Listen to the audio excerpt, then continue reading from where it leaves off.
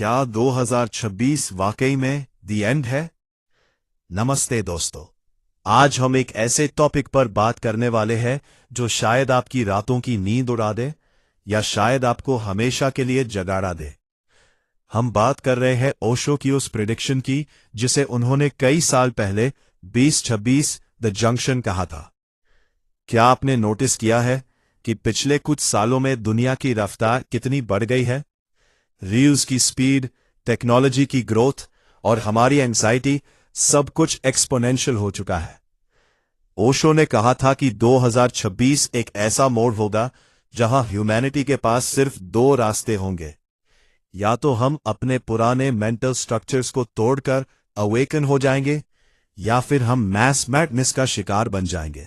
आज इस 3500 वर्ड की डीप डाइव में हम समझेंगे कि ओशो का 2026 माइंडसेट क्या है, क्यों हमारा दिमाग कोलैप्स होने की कगार पर है और कैसे आप इस आने वाले केओस से बचकर एक न्यू ह्यूमन बन सकते हैं।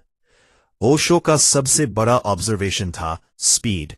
उनके मुताबिक मॉडर्न मैन की सबसे बड़ी दुश्मनी टेक्नोलॉजी से नहीं बल्कि उस स्पीड से है जिसे वो हैंडल नहीं कर सकता। आज हम एक दिन में उतना डेटा कंज्यूम करते हैं जितना 100 साल पहले एक इंसान पूरी जिंदगी में नहीं करता था। इससे हो क्या रहा है?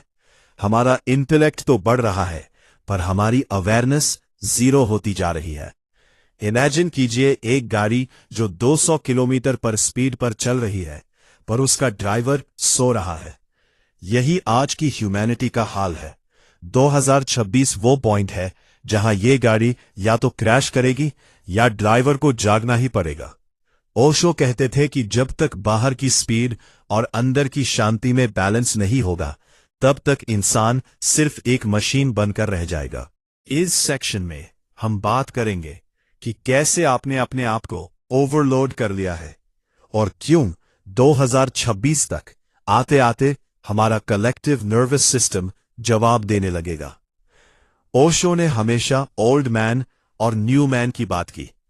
उनका मानना था कि हमारे पुराने सोशल सिस्टम्स, चाहे वो पॉलिटिक्स हो, रिलीजन हो या मैरिज, सब एक्सपायर हो चुके हैं। 2026 तक ये सिस्टम्स इतने खोखले हॉलो हो जाएंगे कि इनका गिरना तय है।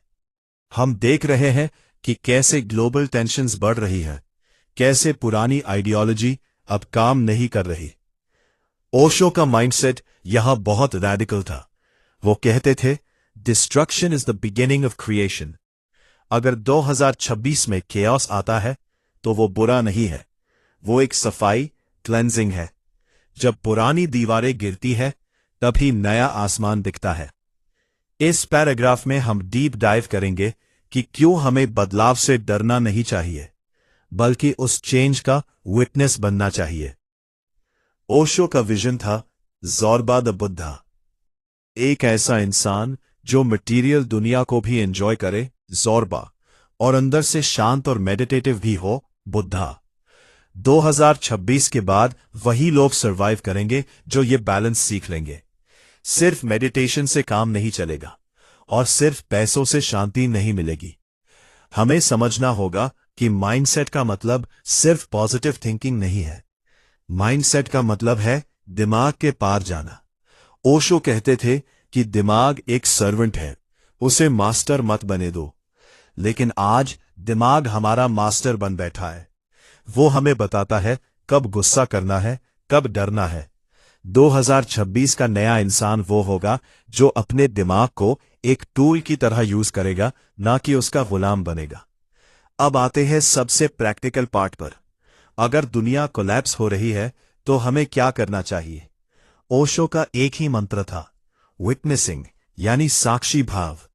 जब आप फिल्म देखते हैं तो आप रोते हैं, हंसते हैं, पर आपको पता होता है कि आप स्क्रीन नहीं है। बस यही अप्रोच लाइफ में लानी है। 2026 में जब प्रेशर बढ़ेगा तब आपको अपने थॉट्स को दूर से देखना सीखना होगा। मैं उदास हूं कहने के बजाय मैं देख रहा हूं कि मेरा मन उदास है कहना सीखे।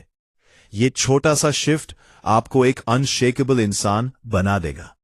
इस सेक्शन में हम डिटेल में बताएंगे कि कैसे डायनामिक मेडिटेशन और साइलेंट सिटिंग आपके दिमाग को रीवायर कर सकते हैं ताकि आप इस ग्लोबल शिफ्ट के लिए तैयार रहें। दोस्तों, 2026 कोई डरने वाली डेट नहीं है, ये एक अपॉर्चुनिटी है।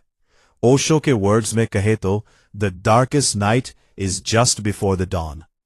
अगर आज आपको बेचैनी हो रही है तो समझिए आपके अंदर का न्यू मैन जन्म लेने की कोशिश कर रहा है। अपनी अवेयरनेस बढ़ाइए, अपनी स्पीड थोड़ी कम कीजिए और इस लाइफ के प्ले को एक साक्षी की तरह देखिए। याद रखिए, आप इस यूनिवर्स का एक हिस्सा है और यूनिवर्स कभी गलती नहीं करता। 2026 हमारे लिए एक अपग्रेड है, अगर हम तैयार हैं तो।